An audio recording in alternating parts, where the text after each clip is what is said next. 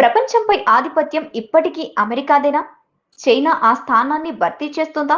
Super power ఆధిపత్యం ఏదీ లేని మల్టీపోలార్ వరల్డ్ దిశగా ప్రపంచంపై సాగుతుందా? అంటే మూడోది సరైనదే అనే జవాబు వస్తుంది.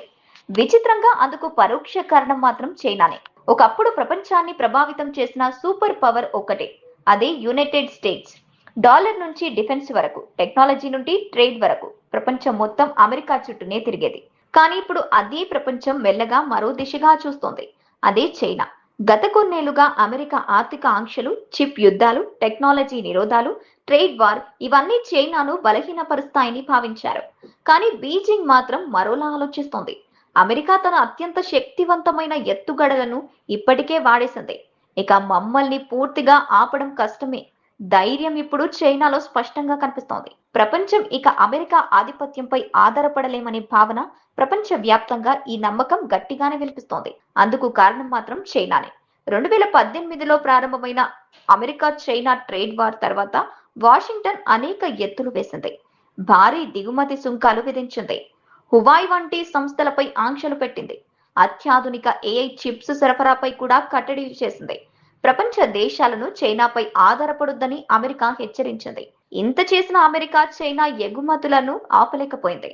ప్రపంచ తయారీ రంగంలో చైనా పట్టును మరింత పెంచి ఉంది. ఎలక్ట్రిక్ వాహనాలు, బ్యాటరీలు, సోలార్ ప్యానెల్స్, అరుదైన ఖనిజాలు, ఏఐ మౌలిక సదుపాయాలు ఇవన్నీ ఇప్పుడు చైనా చేతుల్లోనే ఎక్కువగా ఉన్నాయి. ప్రపంచంలో ఉపయోగించే సోలార్ ప్యానెల్స్ లో అత్యధిక శాతం చైనాలోనే తయారవుతున్నాయి. ఎలక్ట్రిక్ కార్ల మార్కెట్ లో కూడా చైనా కంపెనీలు దూసుకెళ్తున్నాయి. BYD ఇప్పటికే ప్రపంచ ఈవీ మార్కెట్ లో టెస్లాకు పెద్ద సవాలుగా మారింది. ఒకప్పుడు మేడ్ ఇన్ చైనా అంటే చౌక ఉత్పత్తుల గుర్తింపు. కానీ ఇప్పుడు పరిస్థితి మారుతోంది. చైనా కేవలం తయారీ దేశంగా కాకుండా సరఫరా గొలుసులను నియంత్రించే శక్తిగా ఎదగాలని చూస్తోంది. లిథియం బ్యాటరీలు కావాలా? రేర్ ఎర్త్ మోటార్స్ కావాలా? సోలార్ టెక్నాలజీ కావాలా? పెద్ద ఎత్తున తయారీ సామర్థ్యం కావాలా? ప్రపంచ దేశాలు చివరకు చైనా వైపే చూడాల్సిన పరిస్థితి ఏర్పడుతోంది. మేడ్ ఇన్ చైనా కాస్త కంట్రోల్డ్ బై చైనాగా మారుతోంది.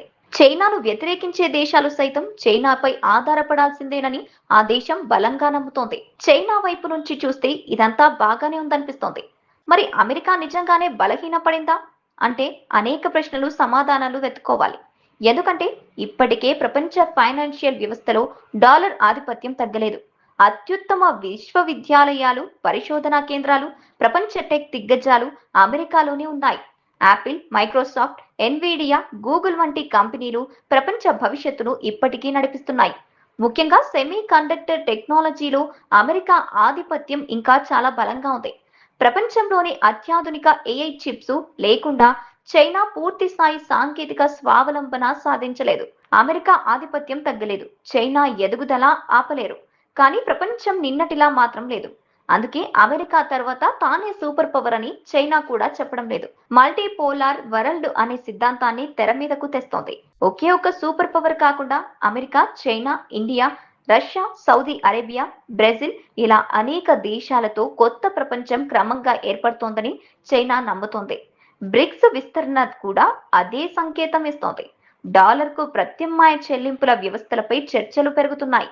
అమెరికా ఆంక్షలకు భయపడకుండా అనేక దేశాలు ప్రత్యామ్నాయ వాణిజ్య మార్గాలు వెతుకుతున్నాయి. అయితే చైనా ఎదుగుదలకు పెద్ద పరీక్ష ఇంకా ముందుంది.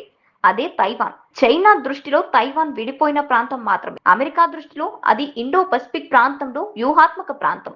ఈ విషయంలో చిన్న పొరపాటు కూడా ప్రపంచ ఆర్థిక వ్యవస్థను కుదిపేయగలదు. ఎందుకంటే ప్రపంచంలోనే అత్యాధునిక చిప్ తయారీ సామర్థ్యంలో 90% పైగా తైవాన్ పై ఆధారపడి ఉంది. అందుకే చైనా తైవాన్ పై బలప్రయోగం చేయలేకపోతుంది. చైనా ఇంకా అమెరికాను పూర్తిగా భర్తీ చేయలేదు, కానీ అమెరికాకు నిజమైన ప్రత్యామ్నాయం అవ్వగలిగిన ఏకైక దేశం ప్రస్తుతం చైనానే. సైనిక బలం, ఆర్థిక ప్రభావం, టెక్నాలజీ ఆధిపత్యంలో అమెరికా ఆధిపత్యం కొనసాగుతుంటే తయారీ రంగం, భారీ మార్కెట్, వేగవంతమైన మౌలిక సదుపాయాలు, వ్యూహాత్మక సహనంతో చైనా ముందుంది. అందుకే ప్రపంచం ఇప్పుడు అమెరికా లేదా చైనా అనే దశ నుంచి అమెరికా చైనా మధ్య సమతుల్యత ఎలా ఉంటుందనే కొత్త దశలోకి వెళ్తోంది. మరి చివరికి గెలిచేది ఎవరంటే యుద్ధం చేసే దేశం కాదు, ప్రపంచాన్ని తమపై ఆధారపడేలా చేసుకునే దేశమే. ఈ విషయాన్ని అమెరికా ఇప్పుడిప్పుడే అర్థం చేసుకుంటుంది. ఆ తర్వాత ఏం చేస్తుందో చూడాలి.